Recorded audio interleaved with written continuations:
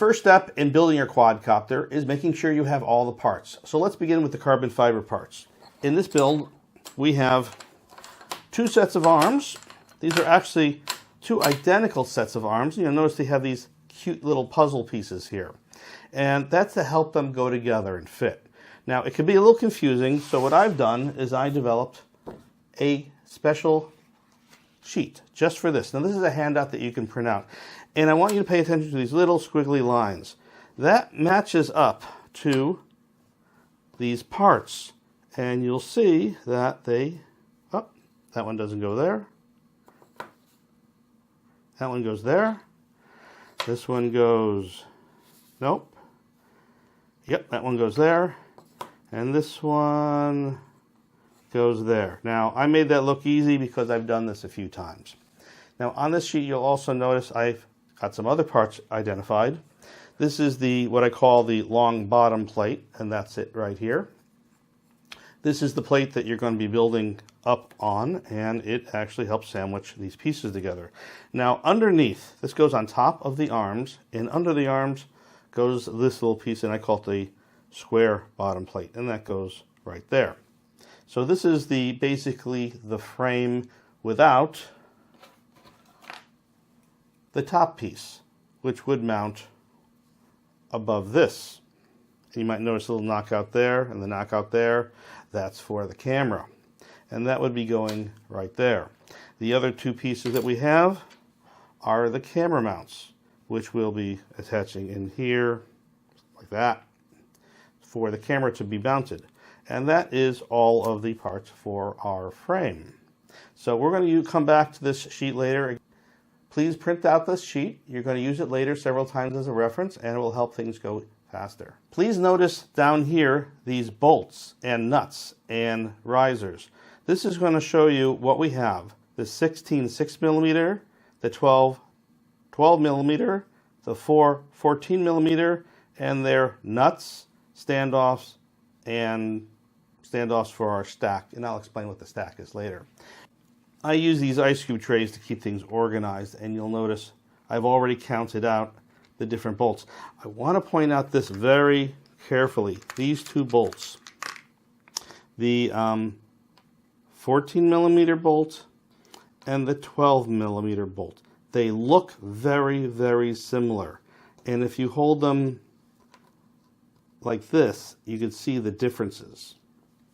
Right there, you see that little gap at top? That's telling you which is the longer bolt. We only have 4 of these, and these are for the stack, and it's very important that we keep them separate. It's very easy to put this in this place, and then you'll run into some confusion. By the way, as I mentioned before in the tools video, the ice cube tray is a really great way to keep things organized.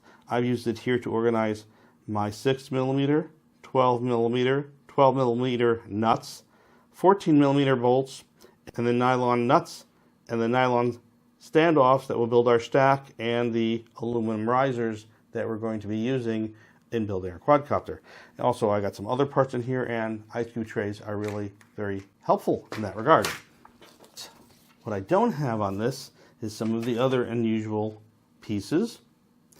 These are 3D printed pieces, and at first I was confused by some of them. I talked to Berger de la Penta, who designed this, to find out what these parts were.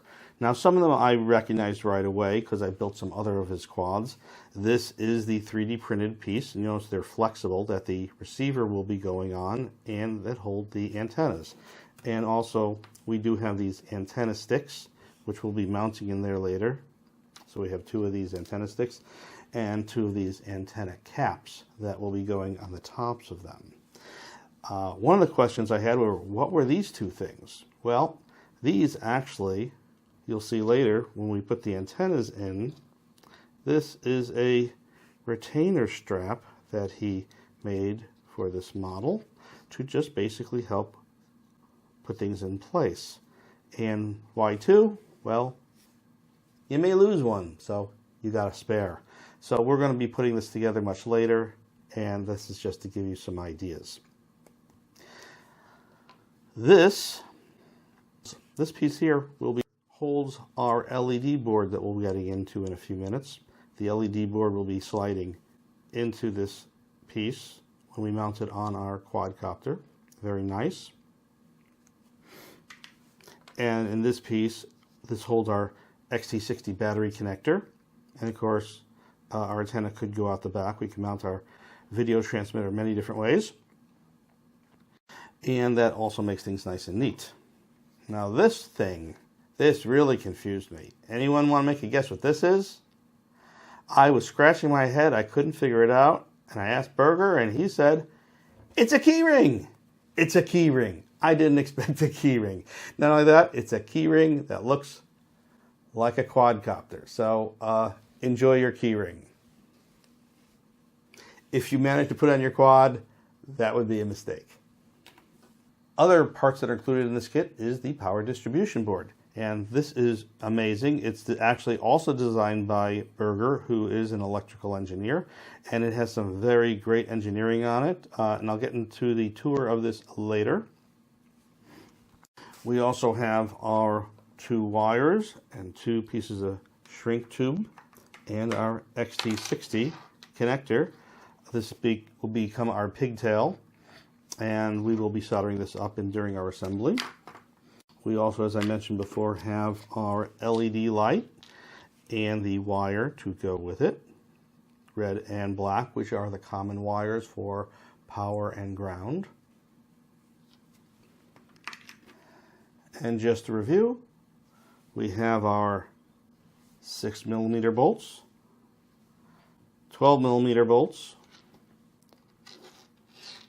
14mm bolts, nylon standoff for our stack, and our nylon nut to lock that down, and our lock nut, and our 35mm aluminum standoffs.